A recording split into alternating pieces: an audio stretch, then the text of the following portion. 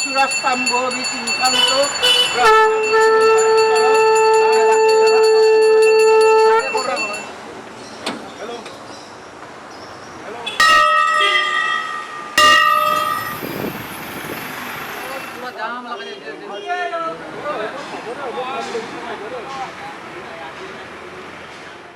অম্বুবাচীৰ প্ৰবৃত্তিৰ আৰু নিবৃত্তিৰ যিটো আমাৰ নিয়ম আছে, আমাৰ মা কামাখ্যা মন্দিৰৰ লগতে আমাৰ এই মন্দিৰটো বন্ধ থাকে আৰু মা কামাখ্যা মন্দিৰত ৰাতিপুৱাই খোলে আৰু আমাৰ যি বুঢ়ীমা মন্দিৰ আছে, আমি 2 ঘণ্টাৰ পিছত আমি এইটো মুকলি কৰা হয়।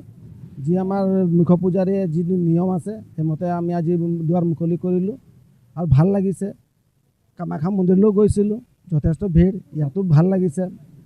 আমি মা ভগৱতীৰ চৰণত প্ৰাৰ্থনা জনাইছোঁ যে সকলোৰে মংগল কামনা হওক, তাৰে প্ৰাৰ্থনা জনাইছোঁ মাৰ ওচৰত।